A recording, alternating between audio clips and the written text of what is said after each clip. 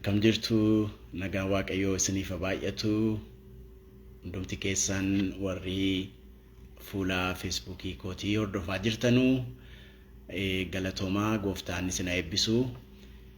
Amma kallattiidhaan karaadhuma kanaan sagalee waaqayyoo gabaabaatti isinii wajjin hirmaachuu barbaade. Macaafa qulqulluu keessatti ergaa Phaawulos gara warra Roomee boqonnaa 12 lakkoofsa 1-2 gubbaatti Phaawulos warra Roomeetiin akkas jedheeti isaaniif barreessaa ture.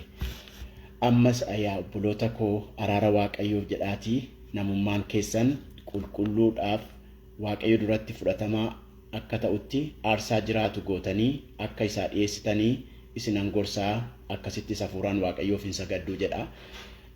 Lakkoofsi 2 immoo akkas jedha. Fakkeenya jireenya bara sadarbuu kanaa duukaa hin bu'inaa. Jaalalli waaqayyoo isa kam akka ta'e gargar baasuudhaaf yaada garaa keessanii haareffachuudhaan of diddiiraa. Jaalalli waaqayyoo immoo waan gaarii ta'e, waan isa duratti fudhatamaa ta'e, waan akeeka isaa fiixaan baasus hubachuudha jedha. Kana dhuunfaa kootiin ofuma kootii yeroon qoradhu sagalee waaqayyoo kana maaliif isiniin hiruu jedhee galgalas waldaa kiristiyaanaa tokkoof hireen ture gatii ta'ee fi obboloota koo karaa Facebook irra jiranuuf hiruudhaan naaf gaariidha jedheetan gara kanatti dhufe. Jaalala waaqayyoo raawwachuu kan jedhu irratti dubbadha. Phaawulos iddoo kanatti araara waaqayyootiif jettanii jedhaan waa'ee araara waaqayyoon dubbachuu barbaade. Phaawulos yommuu waa'ee araara waaqayyoo isaanitti dubbatu waa'ee isa tola ituu isaan hojii tokkoon hojjetin waaqayyo isaanitti araaramee dubbata. Waa'ee tola utuu maa tokkoon hojjetin waaqayyo nutti araarame waa'ee isaatu dubbata. Araarri waaqayyoo kan nuyi gatii baafnee arganne miti, kan nuyi itti dadhabnee yookiin immoo barbaannee bira geenyee arganne miti, garuu immoo kan tola nuu kenname miti, kan gatiin itti ba'eedha. Gatii sana waaqayyo mata ofii isaatii baase. Waaqayyo ilma isaa Yesuus Kiristoosiin gara biyya lafaatti ergee gatiin cubbuu keenyaa ba'uu qaba waan ta'eef, gatiin cubbuu keenyaa kaffalamuu qaba waan ta'eef, cubbuun du'a gatiin isaa gatii ta'eef, namni tokko du'uu qaba gatii ta'eef, waaqayyo nuun nu oolchuudha jedhee tokkicha ilma isaa Yesuus Kiristoosiin ofii isaatii waaqayyo nama ta'ee gara biyya lafaa dhufeetu akkasittiin araara argachuu dandeenye jechuudha. Kanaaf Phaawulos araara waaqayyootiif jettanii yommuu isaaniin jedhu isa waaqayyo isiniin ofitti araarsuudhaaf ofii isaatii tola hojjetee isinii dhiyeesse jechuu isaati. Araara waaqayyootiif jettanii yommuu isa waaqayyo ofii isaatii hojjetee isiniif dhiyeesse, isa waaqayyo isiniif raawwate, waaqayyo karaa ilma isaa Yesuus Kiristoosiin isa duratti fudhatamaa akka taanuuf ofii isaatii hojii hojjetee namummaa haaraa, namummaa nuyi qomoodhaanis sanyiidhaanis yookiin immoo beekumsaanis dandeettiidhaanis qabeenyaanis iddoo dhalootaatiinis baay'ee barachuudhaanis argachuu hin dandeenye waaqayyo ofii isaatii hojjetee nu warra sarraa fagoo turree ofii isaatti nu araarse.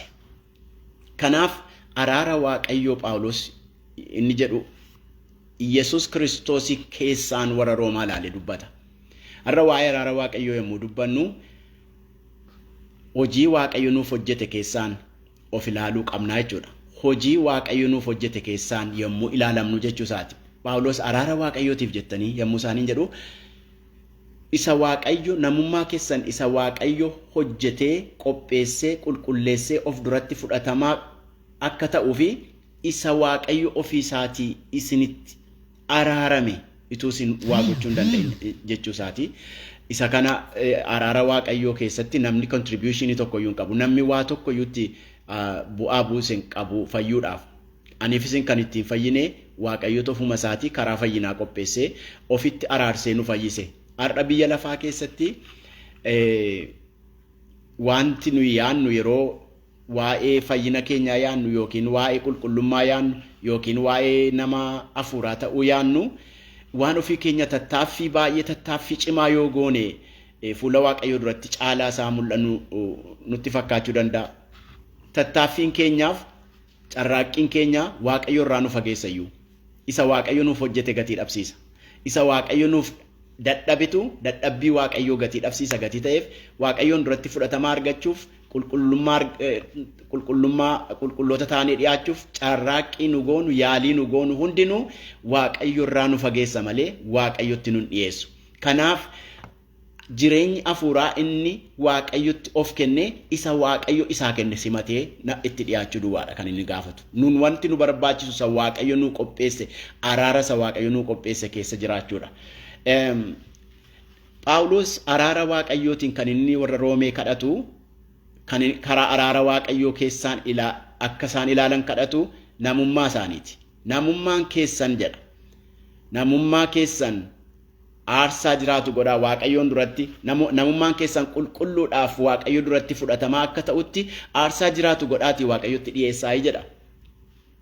Waa'ee namummaa kanan waan xinnoo jechuu barbaada. Namummaa inni afaan Amaariffaa ሰውነታችሁን jedha. Inni macaafa qulqulluun inni Ingiliishiin immoo your bodies jedha. Waa'ee dhanna keenya, waa'ee ijaarsa dhanna keenya caaseffama qaama keenyaa miti wanti inni dubbatu kun. Waa'ee namummaa isa Waaqayyo keessaan ilaalamu, isa araara argate, isa qulqullaa'e, isa fudhatame, isa simatame, isa Waaqayyo qopheessee jireenya kenneef yommuu laalu waa'ee yaada keenyaati. Namummaan keenya waa'ee gochaa keenyaati. Namummaan keenya waa'ee dubbii nu dubbannuti. Namummaan keenya amala keenya keessaan ilaalama. Namummaan keenya ilaalcha keenya keessaan ilaalama. Namummaan keenya inni Phaawulos haasa'u nama afuuraa ta'uu keessatti wantoota gatii qabanuu fi wantoota immoo nama afuuraa ta'uu keenya cilaatti dibuu danda'anii hunda isaanii hammata. Yaada keenya, gocha keenya, dubbii keenya, amala keenya, hariiroo namootaa wajjin qabnu. Isaan kana hundumaa wanti xureessu akka biyya lafaa kanatti, fakkeenya biyya lafaa kanatti jiraachuuf akka nuyi jara kana hundumaa koomit goonu yaada keenya, gocha keenya, dubbii keenya, ilaalcha keenya, amala keenyaan Waaqayyo irraa fagaachaa akka deemnu gochuudhaaf seexanni jara kana hundumaa irratti hojii hojjetee mancaasuu danda'a. Phaawulos warra Roomaa kan inni irraa deebisuu barbaadu isa kanarraa gara Waaqayyootti akkasin deebitanii jaalalli Waaqayyoo maal akka ta'e akkasin bartanuu barbaadaa jedha. Namummaan inni Phaawulos argu namummaa isa guddataa deemuu qabudha. Afuuratti jechuudha. Kanaaf boqonnaa lakkoofsa 2 irraa dhaqeetu jaalalli Waaqayyoo maal akka ta'e beekaa jedha. Jaalalli Waaqayyoo waan gaarii, waan Waaqayyotti tolu, waan Waaqayyo jaallatu fiixaan baasuu jedhee dubbata. Jaalalli Waaqayyoo waan inni jaallatu beekuu duwwaatu hin taane waan Waaqayyo akka nu beeknu barbaadu, akka nu goonu, akka nu raawwannu barbaadu raawwachuudha. Yaada keenyaan, gocha keenyaan, dubbii keenyaan, amala keenyaan, hariiroo namootaa wajjin qabnuun, hawaasummaa keessatti, iddoo hojii keenyaatti, bakka hundumaatti jaalala Waaqayyoo akka beeknu namootatti mul'isuutu hin taane jaalala Waaqayyoo raawwataa jiraachuu keenya namoonni nurraa arguu qabu. Jaalalli Waaqayyoo maayinni Maatiyos boqonnaa 17 lakkoofsa 5 irraa akkas jedha.